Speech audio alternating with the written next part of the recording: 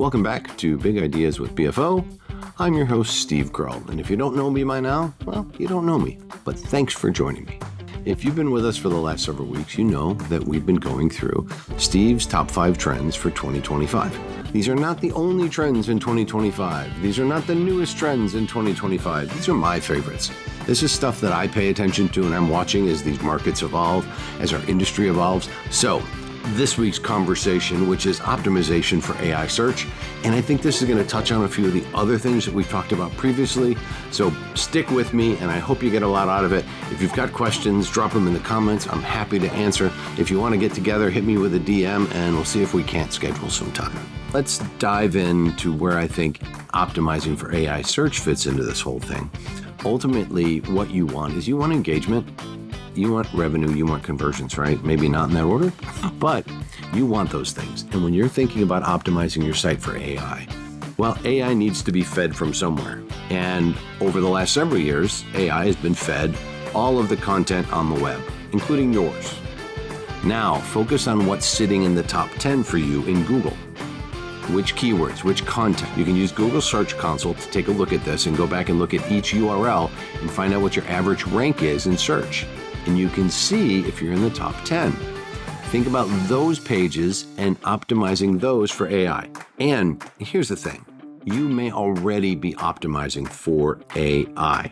You say, wait a minute, Steve, AI is new. How could I be optimizing for it? Well, because this is an evolution of SEO. It's not a reinvention or a revolution of SEO.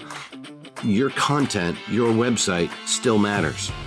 That search engine, that AI engine, all need to be fed from somewhere. Be that somewhere. Optimize your content for AI. Couple of tips for optimizing your content for AI. First of all, a couple of technical things. Schema. Structured markup, right? There's a lot more schema than there once were, so if you haven't looked at it in a while, you can put schema on a lot of different types of pages. If you're not using it, use your schema, use it wisely. If you need more information, hit me up. Put a comment in, DM me, or go out and look for schema. Second piece, and this is really important even though it's really not AI focused. This is core web vitals and Google Page Speed Insights. Use Google Search Console and Page Speed Insights together to find out if you're having technical issues or performance issues on your website. If you are, fix them. The other tip here, focus on mobile. If I'm not mistaken, more than 50% of your traffic is now coming from mobile. Google has told us years ago, optimize first for mobile or we'll penalize your desktop. So make sure that mobile score on Page Speed Insights goes up and up and up. It should drag along your desktop site, but there are unique characteristics for desktop, so look at that too. All right, those are the first two.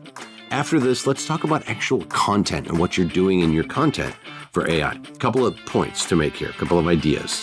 One, use citations, quote people, quote humans, quote works of literature, works of art, quote another article online, drop a URL into that piece. Build those in. It gives you credibility, it makes the content your own, and it's going to help separate it in AI search. The other piece here is reformat things into Q&A format, even if you're starting at the top. I was working on a blog the other day, and every blog post title was a question. And immediately it followed with an answer. And I thought, what a beautiful way to feed search engines and AI is that you're giving a question and answer, and then you've got the content, you've got the entire blog post. You just sort of say, let's dive deeper. You could also format these as FAQs, which I highly support, but think about your blog post, think about your content plan, okay? There's actually some really good content audit framework from Andy Crestodina, if you want to go look on LinkedIn. He's updated it. It was written originally about 6-7 years ago, but he updated it for GA4. It talks about how to find the content you want to optimize. And if you're thinking about content to optimize, you can optimize it for search engines and for AI. Think about your keywords in a different way. We're in this land of zero-click content and losing attribution. You still need engagement and lift for your brand. Stop thinking about keywords and traffic. Is that hard to hear? Think about engagement and lift. Think about your audience. Where is your audience? Who is your audience? What resonates with your audience? Think about those things. Are keywords still important? Yes, obviously, right? You want to go to SEMrush or Ahrefs and you want to leverage their tools to find out what keywords are showing intent and figure out how to leverage those keywords in your content. Understand your audience and what's resonating with them. Now, SEMrush is going to allow you to filter down to your audience, so you're going to have to do some testing on your own. Who is your audience and what messages resonate with them? You can use some paid media for this. If you want to find out how to do this inexpensively, hit me up. I can have that conversation with you too. If you want to test messaging and find out who your audience is for that messaging, we can do that. But think about your audience and think about the intent of that audience. So you might not be getting as much data from referrals as you were before. You might not be getting the source of conversion that you were before because of the rise of AI.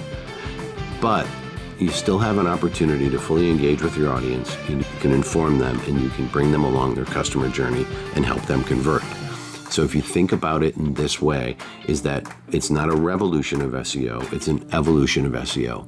Include some of these little nuanced things, and you might be doing a lot of this already, and if you are, congratulations. If you're not, there's plenty of time. So go out there and make some of these changes to your content. You can even update old content, refresh it. You can put some of the new rules in play, and that content should actually come to life. The other thing that I want to drop in here when you're thinking about your content is think about pillar-based content. Think about a main pillar piece in the middle with 3 satellites. Each of those satellites has 3 satellites. Think about building out your content in this way. If you want to talk about pillar-based content, I'm happy to have that conversation. All right, on your way then. Go optimize for AI and your website. But don't forget about Google. They still own 90% of the search market. I hope you got something out of today's session and out of this series heading into 2025. This has been another Big Ideas with BFO with your host, Steve Kroll.